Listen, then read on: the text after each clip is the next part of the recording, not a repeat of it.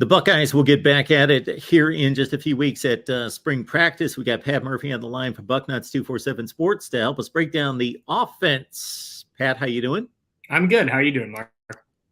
I'm doing just fine. And of course, at Ohio State, especially in recent years under Ryan Day, we're talking about offense. We're talking about replacing a lot of key components to a offense that could be ranked number one in the country, regardless of what the exact metrics in terms of best offense.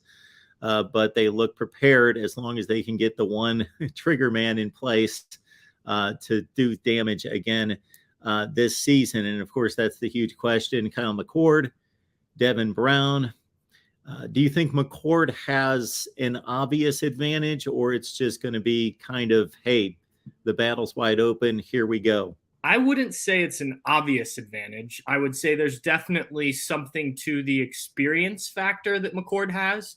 Look, he's started a game for Ohio State. He's played in, I think, 12. Now, a lot of those have come in garbage time. He hasn't thrown many passes in his college career throughout those first 2 years. So he certainly has more experience than Devin Brown does, who has only played in, I want to say, 3 or 4 games, but has not thrown a college pass.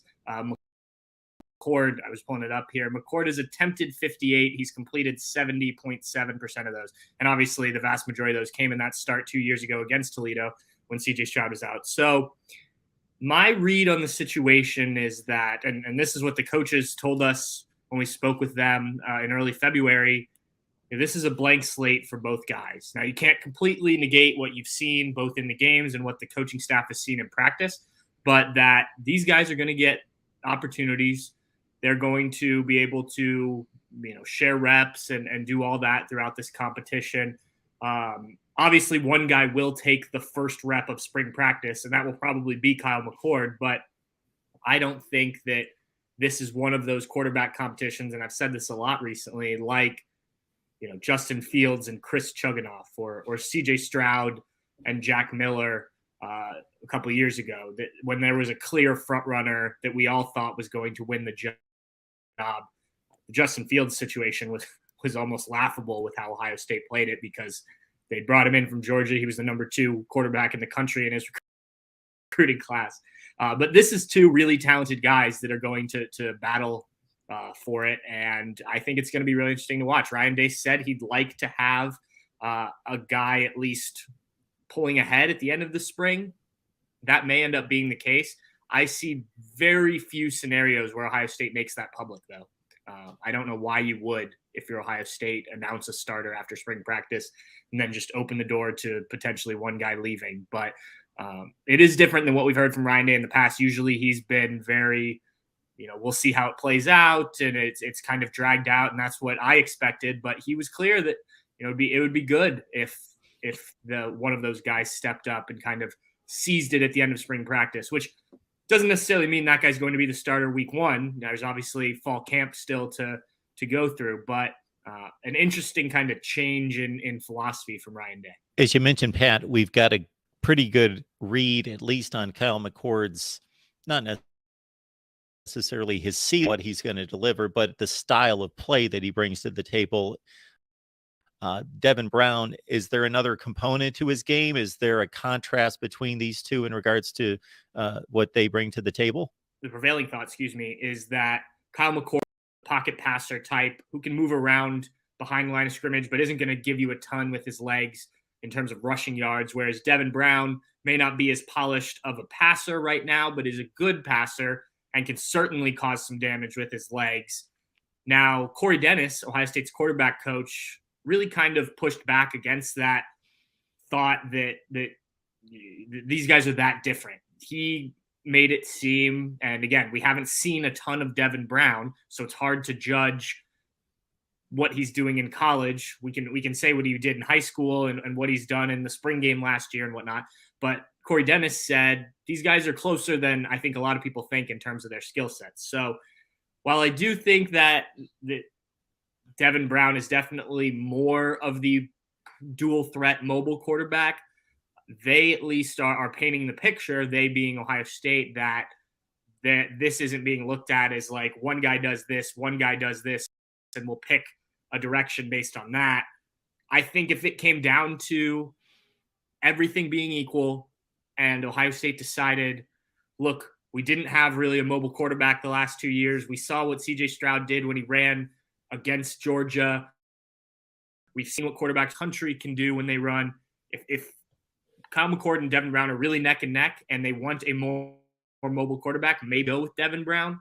But it doesn't sound like that's going to be a deciding factor unless, like I said, it is really these two are just, there's nothing to decide to decide between the two of them other than one's more mobile than the other. But I assume that there will be other factors that emerge throughout this competition. Previewing the Ohio State offense prior to spring practice here at the Voice of College Football, we got Pat Murphy on the line for Bucknuts 247 Sports. Join Pat right there. You know, we were in a situation going into last year. Leon Henderson seemed to be an emerging star. Mayan Williams, a tremendous complimentary back. And now both of their seasons were, I don't want to call them poor seasons in any such way, compromised, of course, by injury.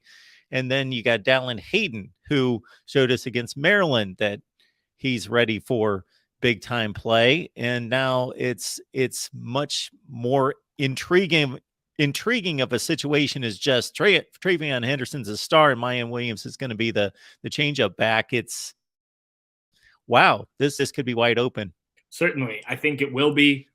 What will also be interesting, and two other guys to throw in this mix, Chip Trayanum, who started at Ohio State, transferred to Ohio State this past year to be a linebacker, decided to help the running back room because he played running back at Arizona State for 2 years when there were injuries. He's going to stay in the running back room, Ohio State announced. And Evan Pryor, who was a highly recruited kid 2 years ago in Travion Henderson's class, hasn't seen a ton of action, tore his ACL prior to last season, so missed the whole year. You're going to have a really, really deep room if all five of those guys are back. What's going to be really interesting to me is how spring practice plays out because Travion Henderson is out. He had surgery on his foot. That's why he didn't play against Georgia.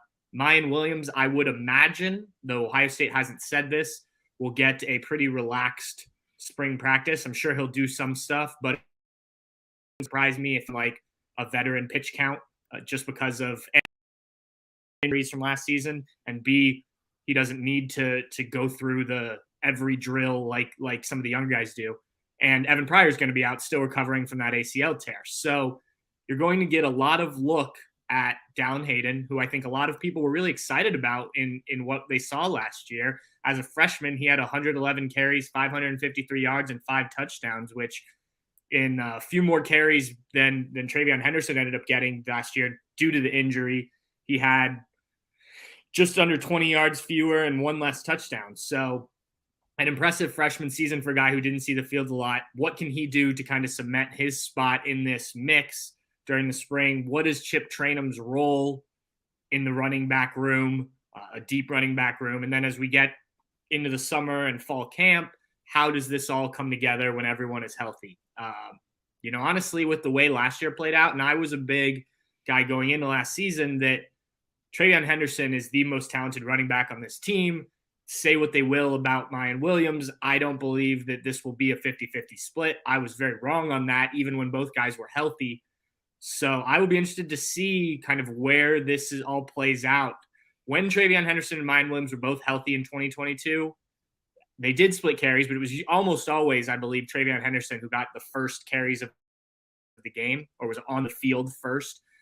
Is that the same in 2023 after Mayan Williams led the team in rushing last year and had 14 touchdowns, which is more than twice as many as Travion Henderson? He was the healthier of the two, to be fair, but also missed time. I still think that when Travion Henderson is fully healthy, and a lot of the games that he played, he still wasn't because that foot injury happened early in the year. I still think he is the most talented back on this team, but Mayan Williams has really grown into a role. And then, like I said before, where do these other guys fit? Dallin Hayden's kind of a similar back to the first two. And then Evan Pryor can be more of a guy that can do things out of the backfield in terms of catching the ball. Tony Alford was asked about the Xavier John touchdown against Georgia, where he was in the backfield and kind of came out on a route from there, just straight down the center of the field. those are things that they have thought about doing with Evan Pryor if he's healthy. So it's going to be very interesting to watch this room throughout the offseason, especially once everybody gets back closer to fall camp, to see kind of where guys are going to fit in and how they're going to use everybody in certain situations. Shoot, just play Xavier Johnson. Run him.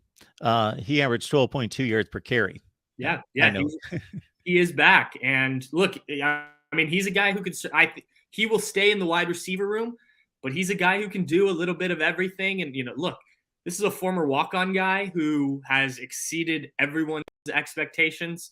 Now, he got his opportunity because of injuries to Jackson Smith and Jigba and injuries at running back and things like that.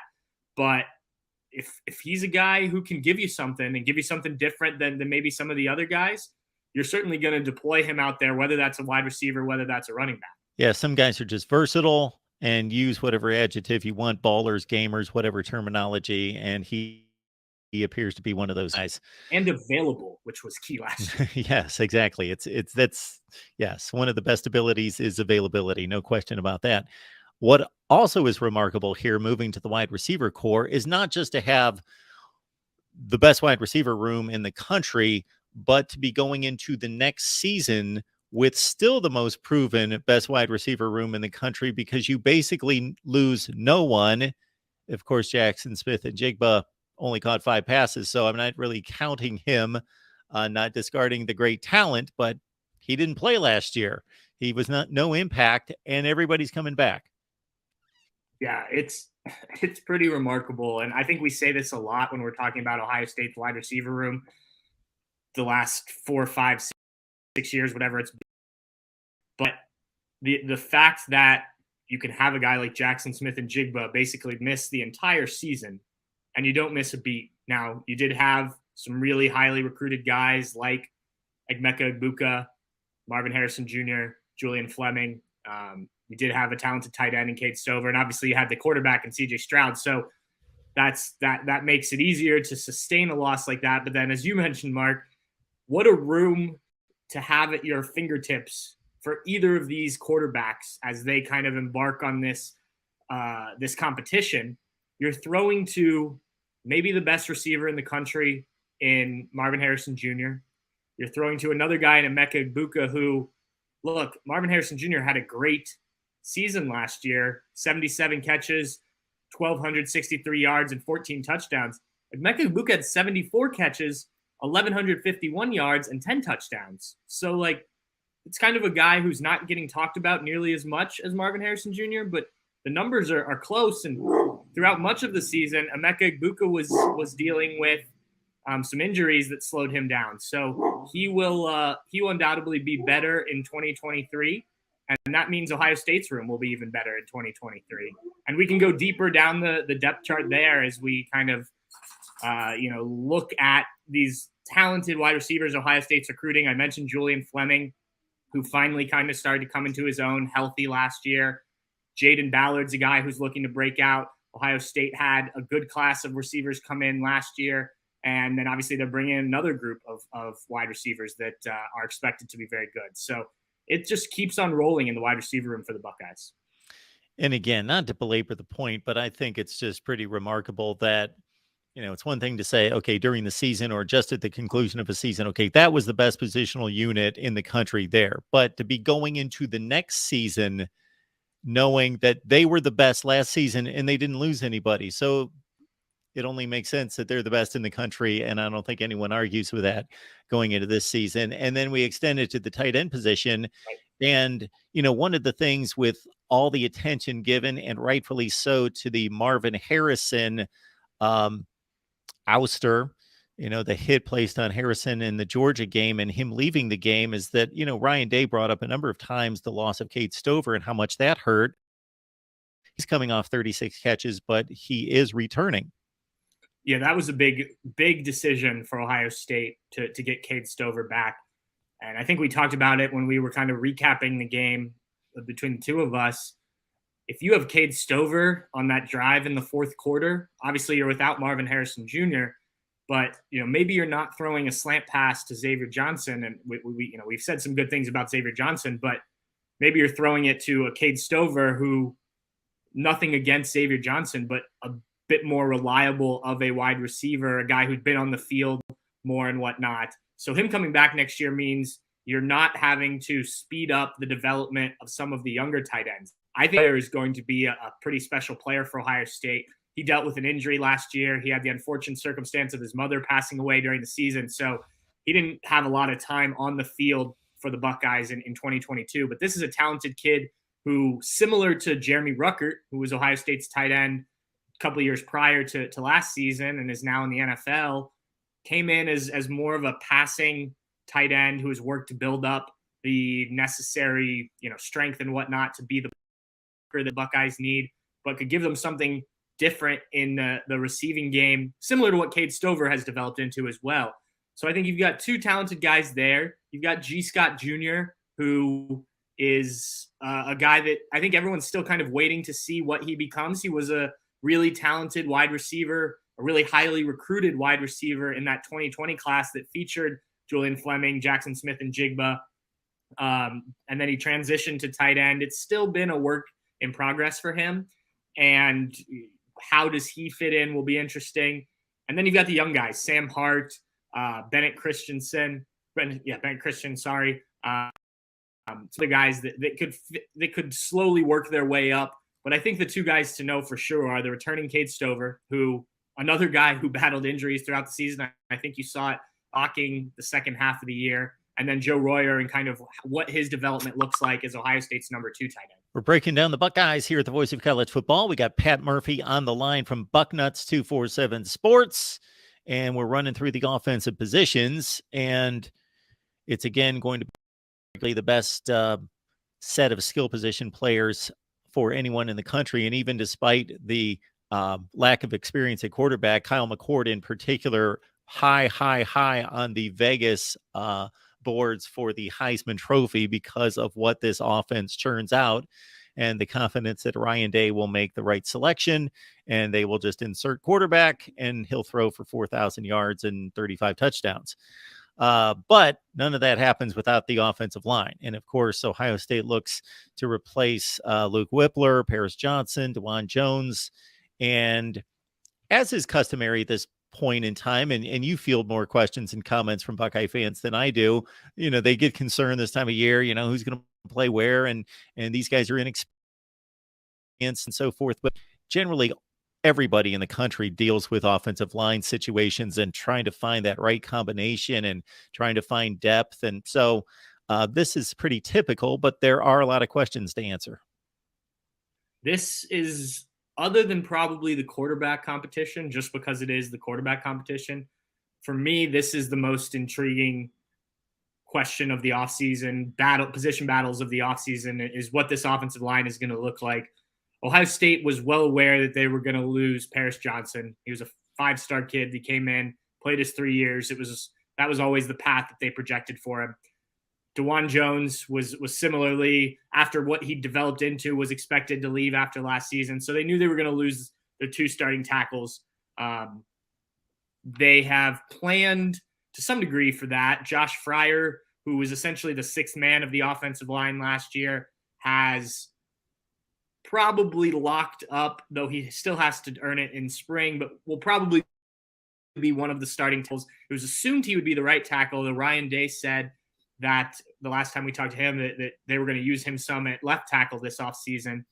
Where they go for that other tackle spot's going to be interesting, and spring practice will have a big say on that. They have a number of guys who could play there, just not a lot of experience, and not guys that, like a Paris Johnson, jump off as like, that's your tackle, that's the next guy. So there's going to have to be some proving in that position, or Ohio State will be able to, depending on what's available, go out in the transfer portal, which opens for a secondary window for 15 days in May, and maybe land a tackle there. They were pretty active in the transfer portal when it was open the first time, trying to get, I think they offered 4 different tackles, and for various reasons, they were not able to land any of those. So clearly a possible position of need for Ohio State if the development doesn't occur. The surprising one of the 3 you mentioned there was Luke Whippler. And Ryan Day even admitted that he was a bit surprised that Luke Whippler decided to declare early Now, he was a two-yarder at center for the Buckeyes, so plenty of experience there, but a guy who didn't exactly jump off the screen as a first-round pick. He played pretty well for Ohio State the last 2 years, especially this past season, but I think there was an expectation or a thought, at least, that he might come back and continue to refine his skills another year before heading to the NFL. So that opens a third position battle that will have to take place this offseason. Ohio State did land an offensive line transfer in Ver, who played in the Sun Belt, and he is likely to get reps at center. I was originally under the impression that it sounded like he might be a guy that he has 2 years of eligibility remaining, might this year be a backup, and next year maybe step into a bigger role. Ryan Day made it sound like he could contend for that starting center spot right away. Jacob James, who won't take part in spring practice due to an injury, is another guy there. Matthew Jones could move there if they needed him to from guard. So there are some options. Again, they will just have to have guys step up. I think Victor Cutler's interesting because, yes, he played at a bit of a lower level consistently, but his 2 best games last year were playing at tackle, to be fair, but were against Alabama and Texas, if you kind of believe the metrics. So he's played against some real talent in those type of games. So he has some experience at that level. How he fits into Ohio State's offensive line and doing it on a week-by-week basis, we'll have to wait and see. One question to go through what was announced by Gene Smith this week in canceling the Washington series for 24 and 25. So there's speculation that this is a precursor to Washington joining the Big Ten, a la Michigan, UCLA canceling their series just a couple of years prior to UCLA and USC moving. There is thoughts that, well, the Big Ten schedule may be close to being released for 24, so maybe the ADs know what that schedule is. Maybe it's more difficult, perceived to be more difficult. Therefore, let's drop a difficult non-conference game. There are thoughts that the COVID impact of losing games that particular season from a financial standpoint is causing Ohio State to go after an 8th home game. There's all sorts of, that the playoff is expanded. Ohio State doesn't need to play difficult games a la Michigan the last 2 years, or going into 23 playing another soft non-conference schedule. They don't need to do anything besides win the Big Ten. They're going to the playoff, or in the future, just go 10-2. You're going to go to the playoff. Just any insight into what the reasoning might have been? So here's what I know, and then I'll go into some kind of speculation on my part. The fact that USC and UCLA are joining the Big Ten was definitely a factor in this, in that Ohio State doesn't know what that schedule will look like. There could be 1, maybe 2 trips out to the West Coast. How will the Big Ten schedule these things? I think I know that certainly played a part in canceling this. There's also, and you sort of touched on this, Ohio State, after playing the maximum amount of home games this year, I think next in 2023 plays the minimum amount of home games they could play. They do not want to have that happen in back-to-back seasons, and they would have played at Washington in 2024. There's also the fact that they would have played Washington and Texas at home in 2025, which sounds great for fans, but that's a lot to ask of a non-conference schedule. So all of that played into it. I know. I do think that some of what you were suggesting also could have played a part. I don't know if you should read into it that Washington is joining the Big Ten. I think that could happen. I know that name's been thrown out there, but I don't know if this necessarily is a part of that. I think the big thing for Ohio State is, yes, you want to make the playoff and whatnot, but attendance has become an issue, and you need these marquee games to keep fans coming out to Ohio Stadium for those big games. Those are the ones that draw, and obviously you get those in the Big Ten. You get Ohio State, Penn State, you get Ohio State, Michigan, those every other year. And then obviously you'll get some Wisconsin and whatnot from the other side of the conference. But it's important to have these marquee games, I think. So I don't think Ohio State is looking at it as saying, oh, we can make our schedule easier down the road because the playoff is expanding. I just don't see that from the Buckeyes doing that. They have plenty of other scheduled marquee games coming up. Texas, as I mentioned, Alabama, Georgia, Oregon, all down the road. Now, whether those happen or not, I guess we'll see. But for me, this is more of just we don't know exactly what things are going to look like with the expanded Big Ten. They will get the 2024 schedule, Big Ten schedule in October. And that's the way the Big Ten will do it for the foreseeable future, at least, is announce the next year's conference schedule in October or roughly around then. So they will know that then. Whether the ADs are already aware of what is coming or what's being discussed, I am not sure. I'm sure that they have been kept in the light, so to speak, about what's being thought about, especially when it comes to UCLA and USC. But to me, this is more just, look, the Buckeyes needed to make a decision here about their future non-conference schedule. This was probably, and I think it was reported, they're going to pay a $500,000 penalty. I wonder if this was the cheapest of the home and home series to cancel, and maybe the one that they figured would be the easiest, in terms of fan interest to take off the schedule.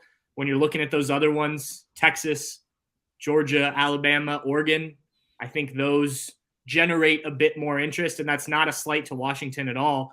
I just think, from an Ohio State fan perspective, you certainly want to see the Buckeyes in Alabama, the Buckeyes in Georgia again, the Buckeyes and Texas. They've had a series against them in the not too distant past.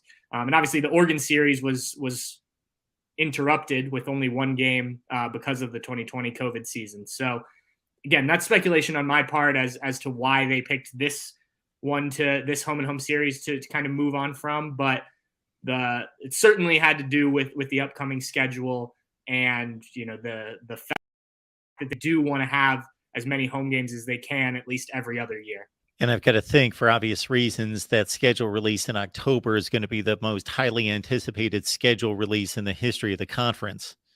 Yeah, I mean, not only could we at that point be talking about a Big Ten without divisions again, potentially, but adding USC and UCLA, that is going to be the first thing every Big Ten fan looks at is, okay, are we playing the new boys in the conference? And not everybody will that first year. I have to imagine you are going to see Ohio State, USC on that first year of them being in the conference.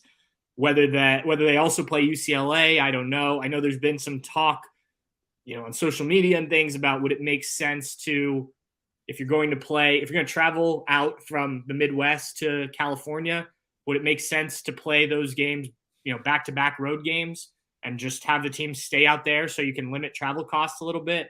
I don't know if the Big Ten will do that or if they'll, do pods or anything like that.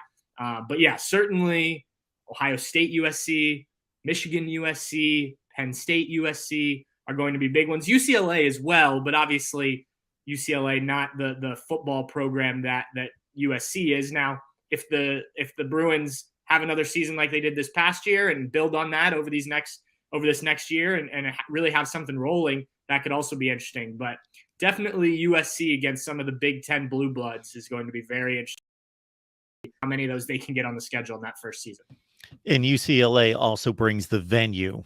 Oh, regardless of how good they are, if you're traveling to the West Coast to play in the Rose Bowl for a regular season game is very cool.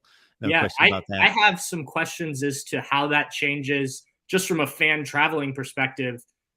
If your team does make the Rose Bowl, are you that, the Rose Bowl game on January 1st, I mean, are you that inclined to then travel out there when, you could be playing out there in the regular season, 2, 3, 4, 5 times a decade, whatever it may be. It'll be interesting to see just how that shapes the actual Rose Bowl game and attendance out there and whatnot. And I failed to mention, Pat, what actually has to be the real reason why Ohio State canceled this, because I've seen it several times on Twitter and it's been commented to my channel that they're afraid. They're scared to play Washington. Hey, look, Washington, when Ohio State Washington last played in the Rose Bowl in 2018, I guess it was 2019, but the 2018 season, Urban Meyer's last game, Washington had a heck of a comeback in the second half to make that a real game. And, that's a program obviously that hasn't been as consistent as fans would have liked. Do I think the Buckeyes are dodging anybody? No. I mean, like I said, Georgia and Alabama are on the future schedules. But, I don't want to make it sound like this was the easy decision. I just think from a attendance, TV revenue, those type of things, you can sell Ohio State, Texas, Ohio State, Alabama, Ohio State, Georgia, Ohio State, Oregon a bit more than maybe Ohio State, Washington, just because there's not much of a history. And obviously the Pac-12 in general just hasn't been at that same level in terms of playoff matchups and whatnot in recent years. Now, for those Ohio State fans that have been making fun of Michigan, I will include myself for playing a soft schedule both last season and this season. I got to think the likelihood of Ohio State being able to match that Washington game and replacing it, even though they've got the flexibility of playing with 2 weekends, the other season they're playing Texas. So forget that one because they've already got Texas, but being able to replace a Washington with somebody, there just aren't that many teams out there to schedule, especially in the Power Five, only a year and a half from now. Certainly, it's likely that this ends up being a lesser game. Ohio State has had Boston College kind of hanging out on the future schedule without an actual date for a while. They were supposed to play a few years ago, and it was just, they said they were going to push it back, but never gave a date. So maybe you put a Boston College in there. If you can work that out. I don't know what Boston College's non-conference schedule looks like. I'm just spitballing here. Look, we saw in 2020, you can make adjustments on the fly, right? These schedules don't need to be made 10 years in advance anymore. But if you want to get a marquee program to play, be it here, there, a neutral site, generally you have to plan a little bit ahead. And, we're talking, what is it? It's February now. So we're talking a year and a half. A lot of teams, as you mentioned, have those non-conference schedules locked up already.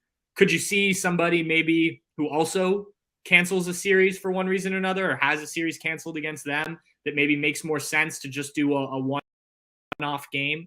Possibly. But I agree. I imagine it is probably a less exciting game, but then that sets up everything else we've talked about. Pat Murphy, Bucknuts 247 Sports. Get on over there, check out Pat's work. And of course, the Buckeyes will be on the field before you know it.